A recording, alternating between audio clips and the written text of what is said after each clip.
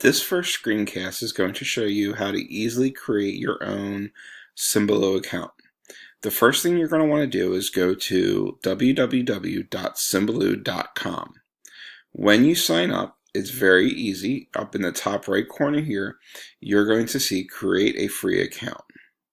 You're going to click on the free account, and easily you're just going to sign up with your Google account the same way you log into your computer.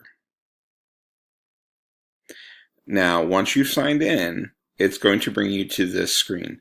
This will be your main screen, and just a couple real quick things for you in this one.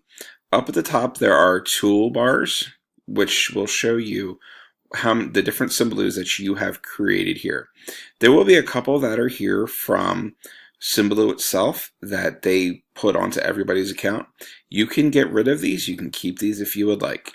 To get rid of one, once you have your cursor over the link to your Symbaloo, it will have an X, and you can actually hide it, and then it will not be there for you to see.